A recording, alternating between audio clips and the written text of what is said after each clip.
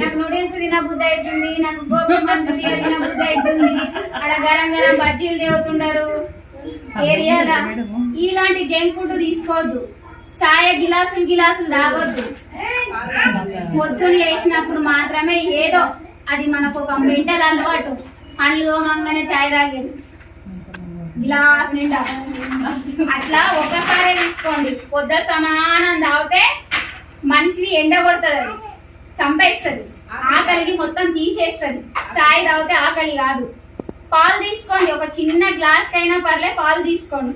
అందులో మీకు డాక్టర్ ఇస్తారు మన పౌడర్, ప్రోటీన్ గల పౌడర్ ఇస్తారు ఒక బాక్స్.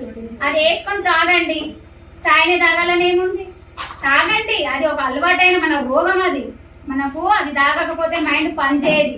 బాయ్స్ కి ఎట్లా పనిచేయదో గర్ల్స్ కూడా చాయ్ తాగకపోతే అట్లా పనిచేయదు. పొద్దున కూలిపోయి వచ్చినాక ఓసారి నేను మొత్తానికి మానేయమని చెప్తలే, దానికంటూ ఒకటి ఉంటది తీసుకునే క్వాంటిటీ క్వాలిటీ అంతనే తీసుకోవాలి. అంత మోతాదు కంటే ఎక్కువ తీసుకుంటే దాని బెనిఫిట్స్ మనమే అనుభవించాలి. అది నేను చెప్పేది. ప్రెగ్నెన్సీ ఉన్న వాళ్ళు చాయ్ కంటే మిల్క్ తీసుకోవడంలో చాలా హెల్తీ. ఇంకా జంక్ ఫుడ్ తీసుకోవద్దు బయటిది ఈ టైంలో.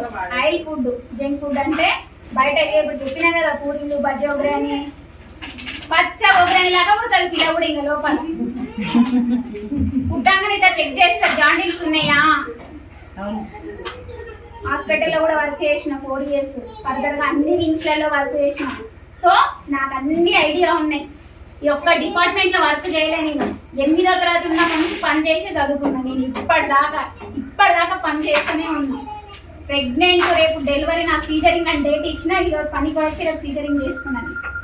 కాబట్టి నాకు అన్ని దానిల మీద కొంచెం ఉంది. నేను ఇంగ్లీష్ లో చెప్తే నీకు అర్థం కాదు, సో నేను నోటుగా చెప్తే నీకు అర్థమవుతుంది. ఈజీ మెథడ్ కాబట్టి నేను ఇలా చెప్తున్నా. చదువుకున్న వాళ్ళు ఉంటేనేమో అర్థమవుతుంది. సో ఇది ఇది ఇది బెటర్ దెన్ అని. బెటర్ దెన్ అంటే మీకు అర్థమవుతుందా? మీ భాషలో మీకు చెప్పినాను అర్థమవుతుంది. కొంచెం నవ్వుతారు, బోర్గా కూడా ఉండదు నేను చెప్పేది. అట్లా